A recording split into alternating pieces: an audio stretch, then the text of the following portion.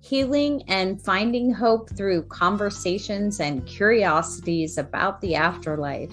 Open your mind and heart to the possibility that our spirit lives on. We want to help free you from pain and help you find the light at the end of your tunnel. Whether it's a dream, a visit, a vision, or a newfound life after loss, we believe life and love never dies. This is Surviving Death and Dying with Trisha and Misty. This is the first episode in our second season of Surviving Death and Dying.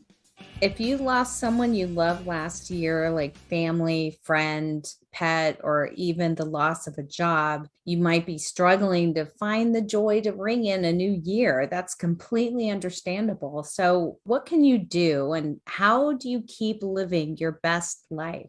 We want to give you some ideas to get you through the new year. What you can do, what your community can do for you, and what your spirit can do to help you find your light at the end of the tunnel.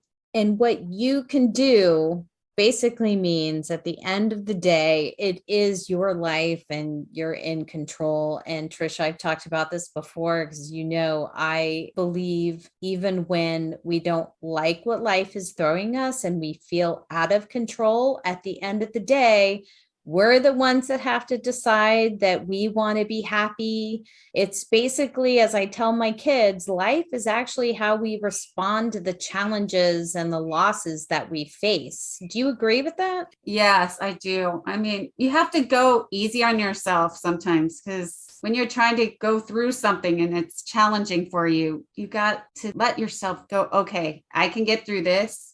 Just let's take it one step at a time and we'll be good. And it's being honest with how you feel. And you said this yourself about how you would tell people at work after your mom died, you were fine. You were fine. You weren't being honest with yourself, right? No, I definitely wasn't. I was like, I'm good. I'm fine. You don't need to help me. I don't need food. I don't need this. I don't need that. And it's okay to ask for help, which is another one of your life lessons, you think. And I think it's a good lesson for all of us, is to definitely go easy on ourselves and be honest with our feelings. But another thing I notice is sometimes people, after someone dies, they are afraid to even speak of that person. And I think that's a mistake. Yeah, you always want to still say their name. Like still a happy name. I know you're sad right now, probably, but you know what? Saying your loved ones and talking about the happy memories, right? That's going to bring you joy and happiness. Right. So you want to embrace everything that you can, from something of theirs that they loved to an idea or a value or like a dream that you had with them. You could still push through all that, use that. That's true. And that's a good way to keep them alive, both in your heart and in your world, is to continue to speak about them. And I like that idea of embracing something of theirs. Sometimes that could bring you comfort too. Like if you have an object, or like you're saying, if someone you lost had a value or a dream that was precious to them, that you could then kind of take over and think about or go after. That's kind of cool.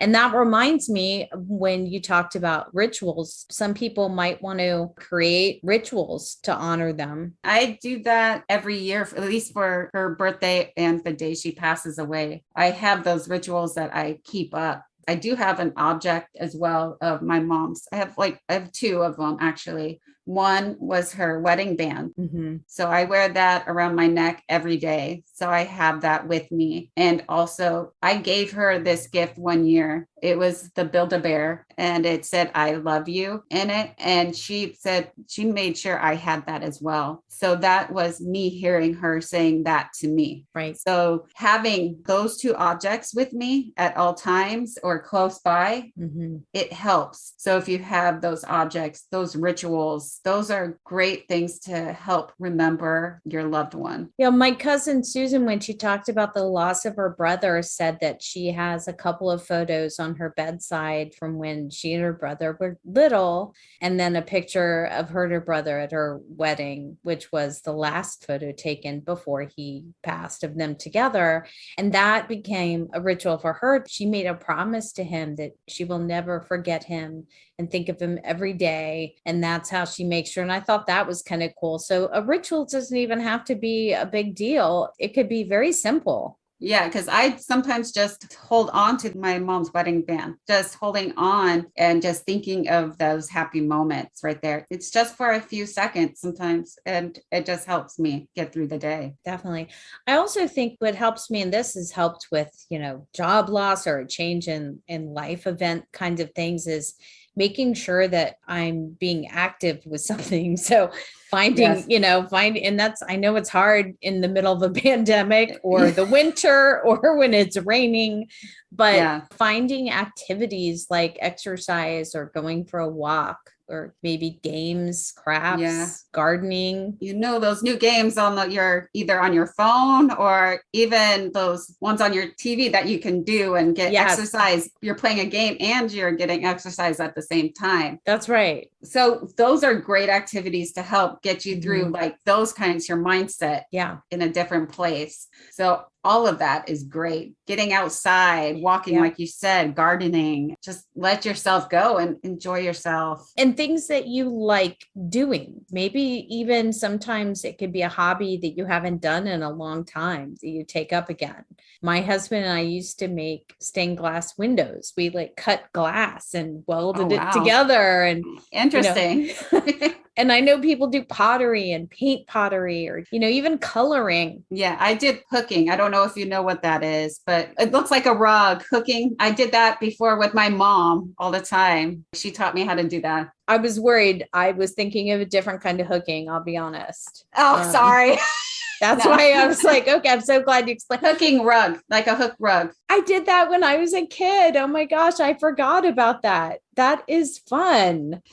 Yes. And the second thing, which is a big one, I think, for everybody, is to find your community. So you know that you're not alone. Your friends, your family, touch base with people that you haven't talked to in a while, maybe, and they can help you find yourself again, or you can talk to them and be with them and talk about your loved one or talk about that job loss or something that you lost that hurt you. If you talk with somebody, that's a great thing. Time to yourself is definitely good now and then, but you're right. You want to try not to isolate yourself for too long and like lock yourself in a dark room and under covers and not talk to anyone, which actually reminds me of the pandemic. Right. But you're right. Getting out and around people, surrounding yourself with people that you like to be around, that is important, definitely. Yeah, because I mean, I did it myself, like you were just talking about, laid in the bed,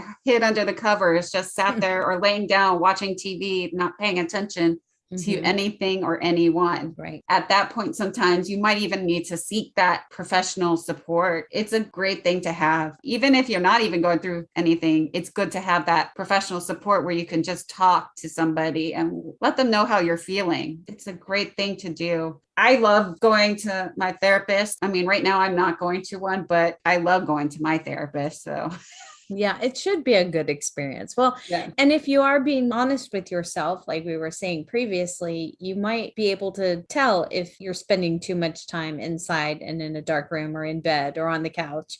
And if you can't pull yourself out and get yourself around people you like and you love, then you may need to seek professional support. Yeah. Absolutely. I 100% believe in that. And there are also groups. So if someone doesn't feel comfortable getting a private therapist, look for a grief support group or a group that fits what your loss is about. Or you can even see if someone else needs support. My friend is the one that helped me notice that I needed that support, needed that extra little help. Mhm. So listen to what other people are telling you as well. Your friends and your loved ones, they want to help you. So don't shut them out. They want to be there for you. And there might even be new groups or events you could attend outside the home. So similar to finding an activity or something to do, finding some sort of group that has an activity or a hobby and an interest that you like. You could find a new group of people. Yeah, like on Facebook, like you found one of a group that you're in, you found a group there and you met new people and new interests and you found new friends. That's a great way to do that. So you get to know them first on Facebook, so you're not going in there blind. You don't want to go in there without knowing who you're going to see.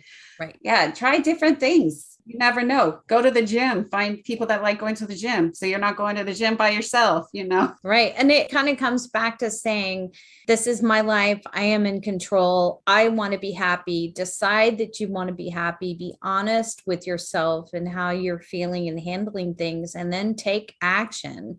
And you can take action for yourself as well as what is out there in the community that's available to you. And both of those things are in your control, and you deserve to be happy. And your loved one on the other side wants you to be happy.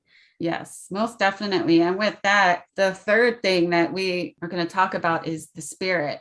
There's different ways of looking at the spirit. It'll help give you that hope. It could be the spirit in the afterlife if you believe in that, or going to the church and finding that your faith in the spirit. And there's so many different ways you can find that spirit within yourself, right? The spirit within others as well. Right. It is pretty much what this podcast is all about, because you and I are fascinated. Some people might call us obsessed, but the afterlife is not just a curiosity, but we find it healing. And if people can open their minds and be curious, you don't have to even believe in all this to explore it. If it makes you feel happy, and if it helps you heal and move forward or find a greater purpose in your life, then it's okay. And our life doesn't stop after we experience loss. Unfortunately, life keeps moving. And that's one thing I remember noticing, and you probably did too. You notice after your funeral of your loved one that everyone else just seems to pick up and go on with life. And you're sitting there thinking, well, I'm still here hurting. Right.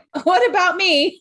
Exactly. You're like, everything's speeding by you. Like if you're in the slow lane and everybody's passing you on the freeway. And I get it. Yeah. You have to find that one thing that's going to help you get through that. For like even meditation, we've talked about that in our first season. Meditation is a big thing for people so they can focus on their inner being and find their soul. I mean, finding your soul and knowing what you can do for yourself. You have to find yourself first too, to be able to move on to that next step. That's right. And the spirituality in the way that we talk about it is supportive in all types of religious faiths and beliefs, because I don't care if you are Jewish, agnostic, or even atheist, Christian, which is our background, but I believe that spirituality is our soul inside, what we believe we're really here to do, where we're going, where our loved one is.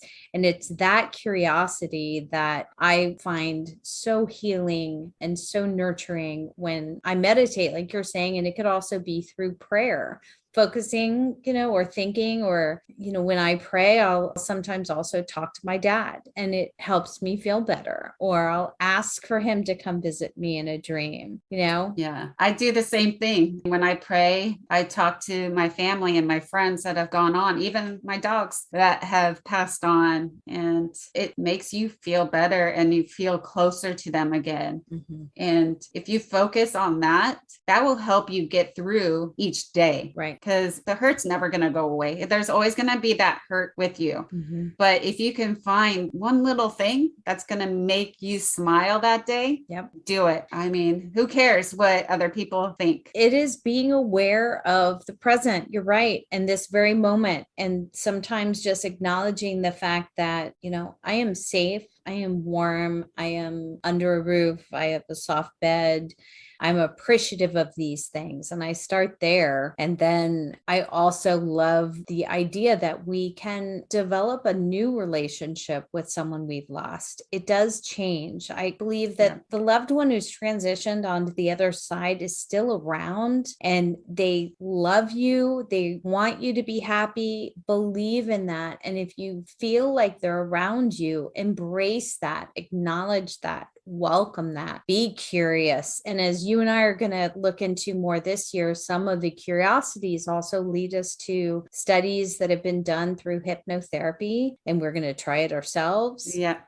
Reaching out to a lot of people do seek advice from a medium when they've lost someone because they want to know where their loved one is. They are still there. You can contact them. You don't have to go to a medium. They even talk about meditating and connecting yourself. Yeah, most definitely. And just know that the love is all around you. Mm-hmm. It's never ending. Mm-hmm. Their love will never stop for you, and your love for them. So just know that love is a great thing and love never dies. That's it for today. Thanks for listening. We'd love to hear from you. So email us at trisha.misty.tm@gmail.com. Our podcast, Surviving Death and Dying, is available worldwide on Apple, Spotify, Google, iHeart, Amazon Audible, Listen Note, Facebook, YouTube, and more. You can also go to our website, survivingdeathanddying.com, where we have the links to the books we talk about. So please like, share, subscribe, and follow. We did it again. We survived death and dying, another episode, because we believe life and love never dies.